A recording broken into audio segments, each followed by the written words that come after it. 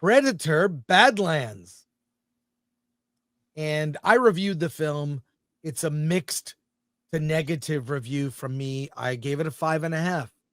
And you can look at my non-spoiler review.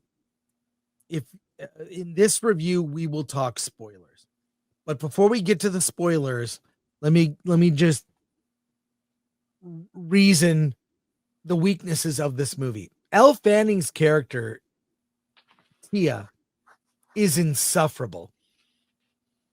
She's the comic relief and kind of the annoying sidekick to Deck, the Predator, who has to it's sort of a redemption / revenge arc for Deck, Predator, who has a conflict with his father in the beginning of the film.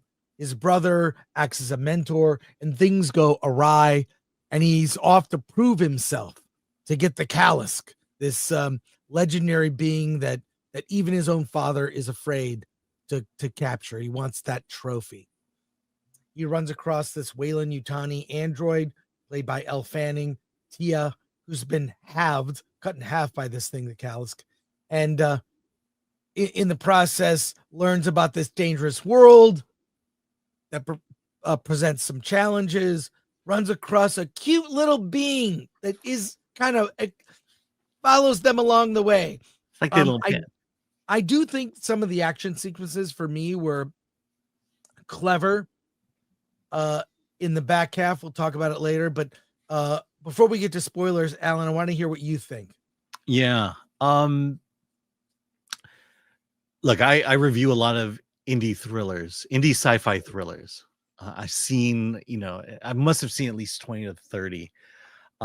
My feeling out of walking out of Predator Badland was, if you removed the Predator branding and just kind of presented this story, it's a pretty decent indie sci-fi thriller.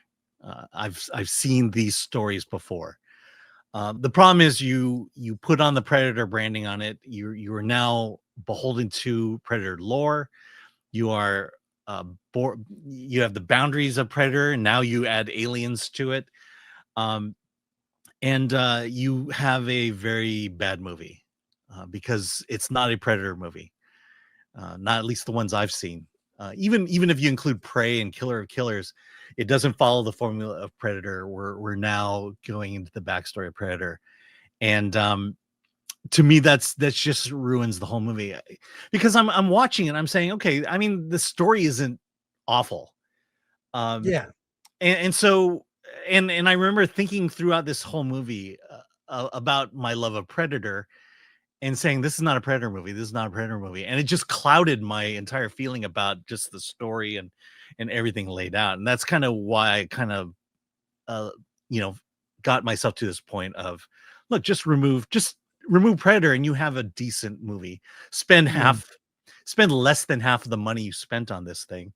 And you could have made yourself a great film. And, you probably could have taken the elements, elevated it a little more, because you're no longer constrained to it being a Predator movie. But having said all that, it's not a Predator movie. And, when I think about the originals and how we got to this point, and then now I ask, where is it going from here? Predator is just not going to be the Predator that you love, which is essentially guys on Earth being hunted by an alien and figuring out a way to defeat that alien. And that story will never now be told in a Predator movie. Well, and it's also the thing I like the least about it. It was very Disney or family friendly. There's no blood in this film.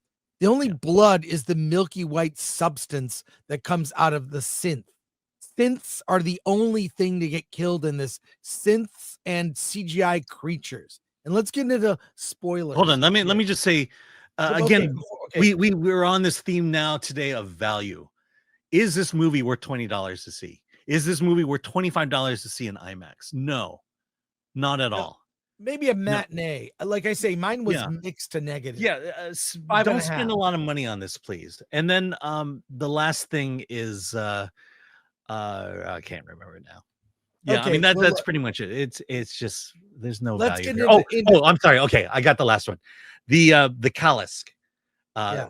The ultimate. Oh, we're spoiling it.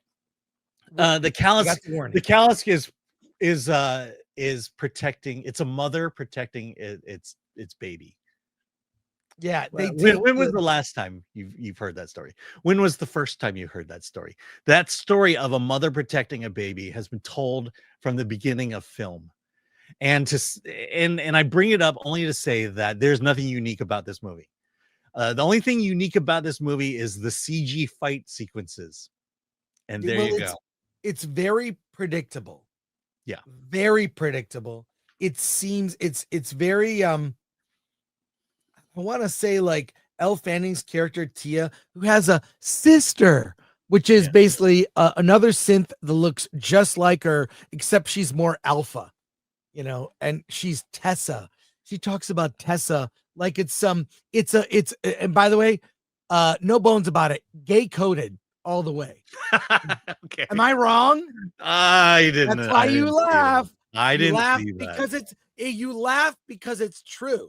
No, I Tessa, laughed because we have to, or maybe there wasn't. Maybe this is the one movie where it wasn't gay coded. Dude, it's gay coded the way she talks about her Tessa. Her Tessa's gonna come and save her. Her Tessa's gonna come and get her. Sure. Okay. We can go there. Sure. Lesbian synths. That's what this is. So it's okay, Grace Randolph. She doesn't matter. Anyways, and she's free to have whatever opinion she wants. But I'll just say this, you're right. This is not a Predator movie. This is Alien Hunter. Yeah. They call it Alien Hunter, call it something else. I mean, the one thing it kind of delved into that kind of redeemed it for me was a little of the lore of the Yautja and how their society like functions, and the ending. There wasn't, and by the way, I saw it a second time and it was saw it with my daughter. She leaned over, she guessed everything that would happen. Yeah. So predictable. She goes, "Oh, I know what that is. That's this." Like she knew it all. She knew it. It's like storytelling, and it's basically a video game plot. It's the next item you need on the list, this goal you have to accomplish. It's very simple. And while I'm sure it wasn't written with AI, it damn well feels like it because of this. Because AI is a randomizer when it comes to things that are of the data set when it comes to creating things, right? And you just randomize things in Predator movies and made something fresh. Yeah. I'll say this. I think Dan Trachtenberg is actually a very skilled director, was not helped by this script he wasn't helped by the script or what the studio mandated him to do with this movie. Go ahead, Alan. Yeah, two things. One is when you say this is not a Predator movie, yes, it's not a Predator movie. And not only that, you can never go back to the original Predator movies. And we talked about an open bar yesterday. Well, maybe if you can't keep rehashing the same plot over and over again. So maybe it's just time to stop making Predator movies.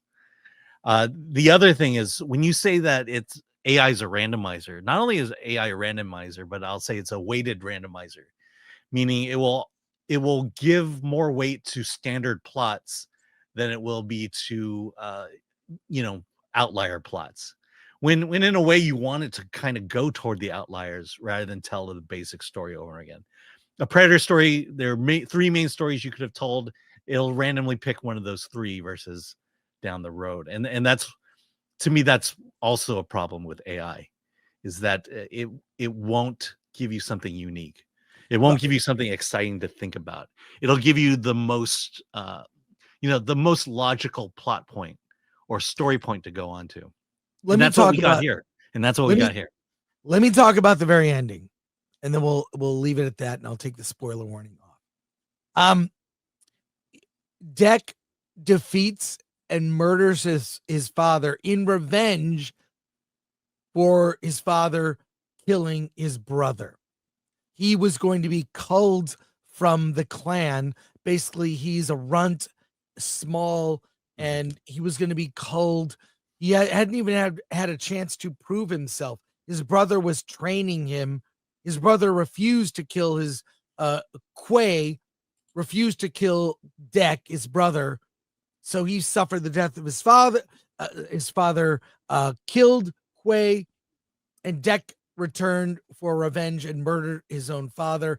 And there's this little ragtag group. It ends up kind of like a Guardians of the Galaxy. Hey, we have this. Now the cute little creature is grown much larger. You've got Tia is there, and they're this little ragtag group, and they're a clan, his chosen family. Kind of weird, but whatever. Fine. And then guess who shows up at the end? Mother. And in the Yautja lore, it's kind of a matriarchy where the mothers, the female of the species, are even larger than the males.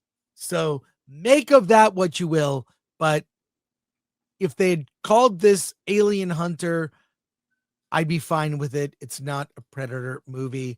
So 5.5 mixed negative for me. Alan, what do you give it?